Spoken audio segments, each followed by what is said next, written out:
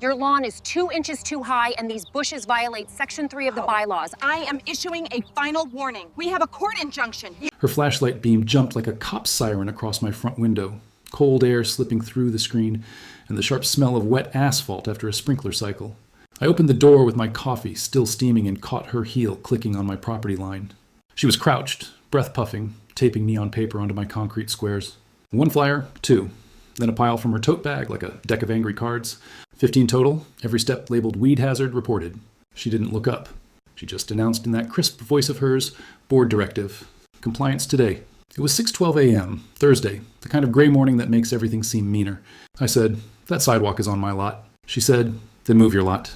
This is about how Karen trespassed onto my sidewalk with 15 flyers. Then I filed the injunction. That's the whole thesis. She wanted to make an example out of me because my grass went patchy after a busted sprinkler head in April. I fixed it. I sent photos. I even paid a landscaper $200 to reseed the strip by the curb. But she wasn't after grass. She was after control. She taped a flyer on my welcome mat. She taped one to my kid's chalk drawing of a cat. I picked them up like toxic leaves and said, Karen, you're trespassing. She said, HOA rules are public. I said, my sidewalk isn't. I tried the reasonable route first. I emailed the board. I called the office. I knocked on 2 doors. Neighbors wouldn't open more than 2 inches. Everyone knows she runs the meetings like a game show buzzer. Time's up. Next humiliation. The property manager left me on hold for 11 minutes and came back with the soft voice of a hostage. Please attend the next meeting on May 3rd, 2024. I went. I stood at the mic under fluorescent flicker and said, please tell Karen to stop stepping onto my property to tape flyers. Karen folded her arms like origami and said she had received 14 complaints about my lawn. 14 turned out to be 3, one of them from Karen herself. So I drew my line in the sand. No yelling, no pettiness, only proper channels. I made a promise to myself in the mirror while my kid ate cereal. We play it legal and we win it clean. I started with a simple sentence on a blank page. Timeline item 1, April 5th at 4:27 a.m. false trespass call. That was the night she called security about a dog off leash that was actually a raccoon. I listed dates and times like beads on a string. I lined up photos, emails, and call logs in a binder. I pulled the county parcel map that shows the sidewalk pads belong to each house. Plain law line. Trespass doesn't need a fence. You just have to step where you don't have the right. Patterns of false reports can be prosecuted. I highlighted that. Next, I set the stage. I rented a surveyor for $125 to mark the true property line with blue paint dashes. I ordered a small yard sign that read, private property. Video recording in progress. That's all legal here. On May 3rd, 2024 at 9:00 a.m., the HOA hosted a community yard sale. Everyone would be out. I knew Karen would patrol like a mall cop. I filed a public records request on her prior code complaints. A week later, the file landed with 63 pages. Most were about the exact same 3 houses, mine included, time-stamped before sunrise. I also found something else. She'd copied the HOA logo onto her flyers without approval. The bylaws call that misuse of association marks. I printed it, tabbed it, and slid it into the binder like a blade. Then came the flip. While neighbors set up card tables and sun hats, I placed my sign, checked my doorbell cam, and chalked over the survey dashes so they popped on video. Karen appeared in her visor and polo, clipboard tucked like a sword. She strutted down the street making notes. She saw my green lawn, now fine, and still pulled out fresh flyers. I watched her toe hover, then cross onto the chalked line. My camera pinged. She bent to tape a notice to my step.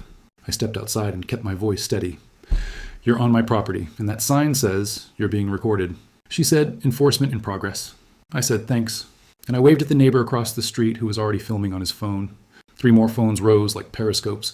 I asked her if her clipboard copy of the bylaws included permission to use the HOA logo for personal notices. She blinked twice. On cue, my friend rolled out a portable projector facing my garage door with the bylaw page blown up.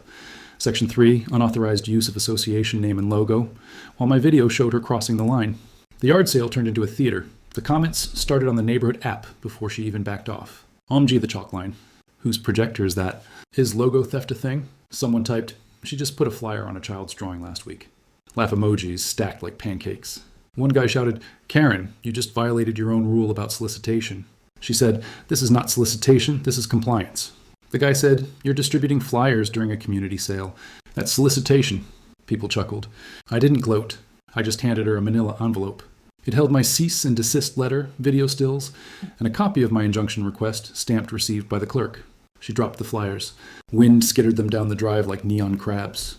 A kid chased one and yelled, free art. 2 days later, the authority flip landed like a gavel. The police came not to arrest anyone, but to take a report and warn about trespass after notice. The city inspector emailed the board about misuse of the logo. At the next board meeting, the room was full. Phones up, I presented the binder. The manager tried to cut me off at 2 minutes. The crowd booed. I kept it simple. She crossed onto my property repeatedly, posted unauthorized notices, and filed 3 early morning complaints that were not accurate. The officer spoke. The camera clearly shows entry after notice. The inspector added, the mark was used without approval. The judge, a week after that, granted a limited injunction that barred her from entering my property or sending notices to me directly for 6 months. The order cost me $89 to file and was worth every penny. Afterward, the air changed. No more pre-dawn flashlights across my blinds. No more neon paper on my steps. The board sent a community email saying flyers would now be digital only and must be approved by the manager. Karen stepped down from the compliance committee and took a 90-day break from meetings.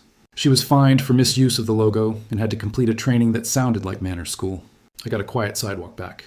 My neighbor brought over coffee and said, I slept in for the first time in weeks. We laughed about the projector stunt and planted marigolds along the chalked line that the rain had washed away.